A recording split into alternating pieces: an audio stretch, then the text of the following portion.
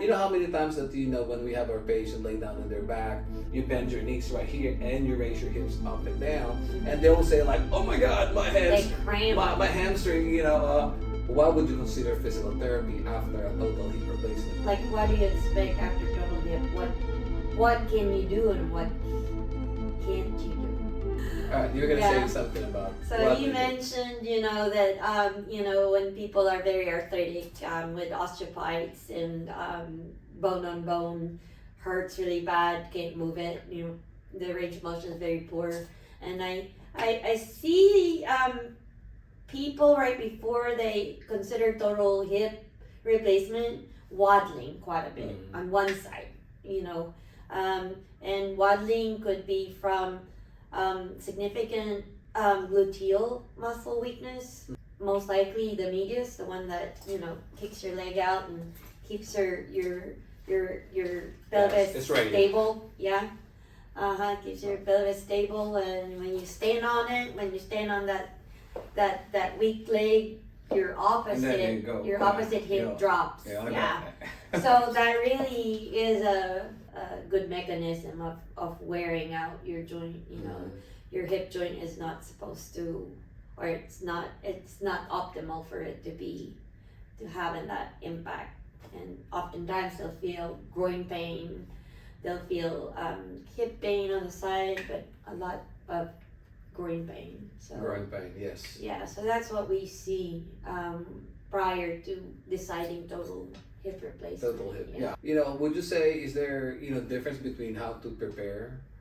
Let me say, okay, I'm gonna have a total hip surgery, total hip replacement surgery. Is it different from like a total knee? I think they're quite similar. It's just the rehab process. Everybody knows that even when they come into therapy, I've heard that the knee replacement is a little bit more, intense, a little bit more painful. And would you agree? Yeah. In fact, I find that doctors don't use physical therapy as much as they do on knees. Like for hips, we don't get total hips as much as we do total knees.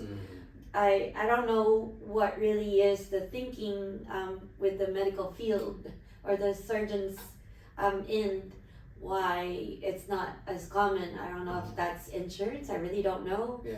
Even though it's not being used, I find that a lot of our patients actually comes after months of doing their strengthening on their own. And I hope if there are doctors out there that's listening to us, what we see is that some patients don't get they don't learn how to progress themselves, and they end up just continuing the most basic ones that the surgeon or the practice tells them, and they don't exactly know what to do after those basic exercises. After the pain's done, it's like yes, and if they're still having that gluteus medius weakness, they're in trouble.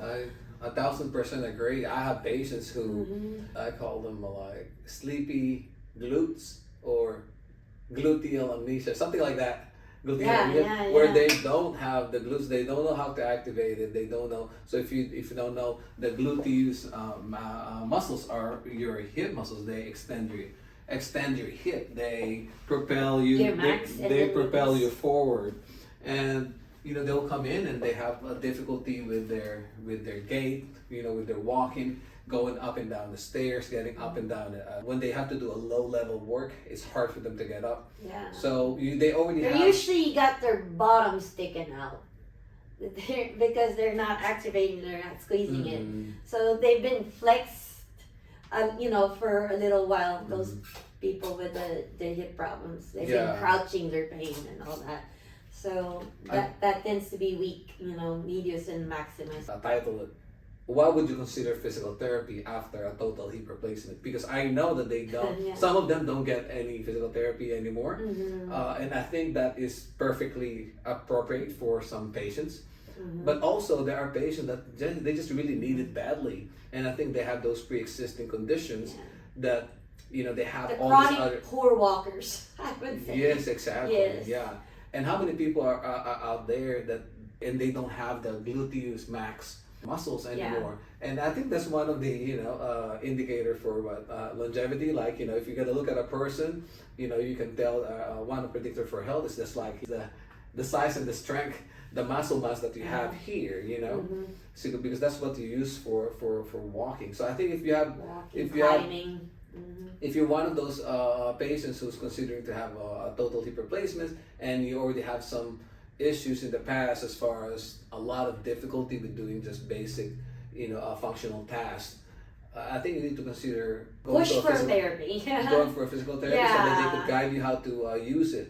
You know how many times that when we have our patient lay down on their back and they have to do gluteal bridges, and that's if you don't know what that is, you lay down flat on your back, you bend your knees right here, and you raise your hips up and down, and they will say like, "Oh my God, my hands, my hamstring, hurt," and that's because they don't have the hip muscles, the glutes to raise their pelvis up, so they use their hammies to pull and raise them up.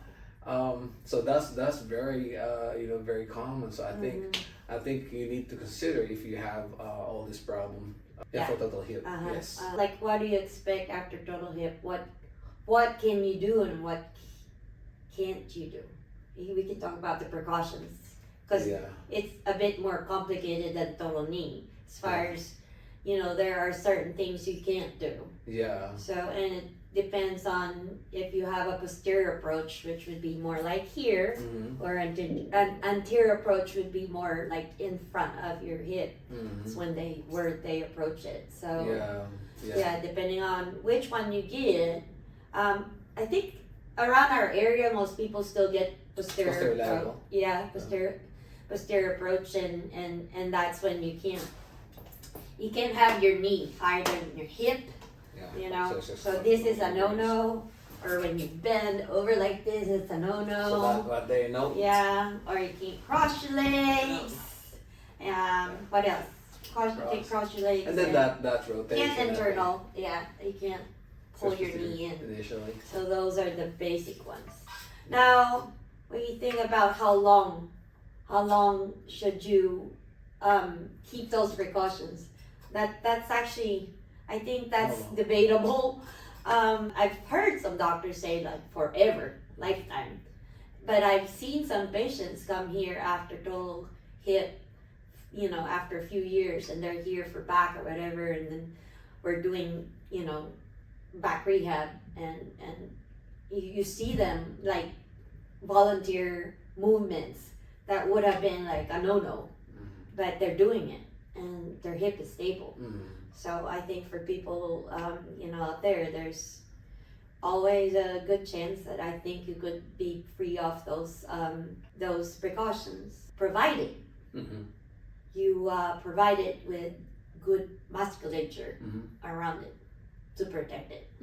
If you have some flimsy muscles out there, dislocation, but I think if that you'd find out that if your hip is, prone to dislocation, I think you'll find out soon after. Yeah.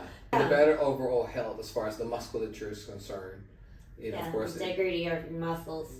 All the way around, front, back, center, side. It would be good to be strong.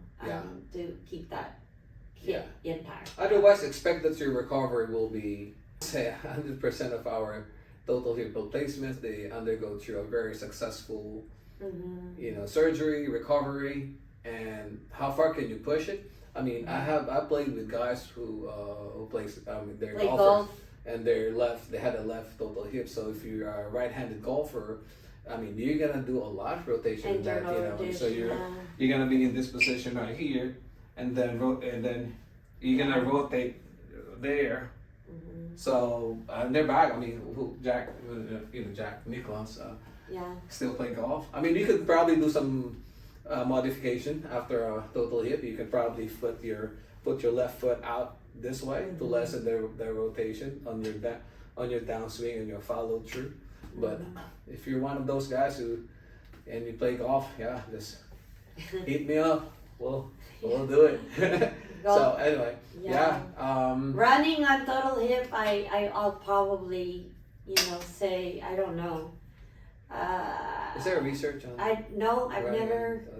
Yeah, I've never heard of anyone like ask me, if I could run. Like most of them are not runners. Yeah. I've had some labral repairs that once go back yeah. running, but not total hips. So I'm not really sure about that. That Yeah. might be a little bit more. Let's check on that one. Difficult. Yeah. Yeah. I know total knees. We've had those cases where they went back to running. Total hip. I had snowboarding or water skiing, golf. They're able to return after a total hip. So.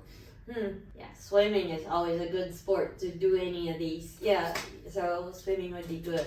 Yeah, for swimming, sure. Yes, yeah, and walking, hiking, yes. yeah, yes. something like that. You just gotta get. We didn't tell them about the anterior approach though. Mm-hmm. It's the opposite. You can't extend too far. Yes. Yeah, and you can't abduct too far. Things like that. So it's fairly the opposite, and it's not very common really around here. Definitely less painful experience for patients after a total hip compared to a total knee. Total knee. The rehab is not as intensive, so I think those are some of the reasons why some of them they don't need physical therapy. I'm not really sure why it's less painful. I mean, I don't know, but it is. It seems like it is less painful. Yeah. Compared to a total knee, I'm not saying it's not not painful, but compared to after a total knee, the return is quicker for some reason. Yeah. Or maybe it's just because of us. I don't know. You know about that? Okay. I think we covered. Why would you consider physical therapy after a total hip? Right. So we talked about it. So anything else? You're such a dork. I am a dork. Yeah. Alright. How far can you push it? Alright, have a good day. Push it. Get stronger, move better, live longer. Yeah, that's it. Okay.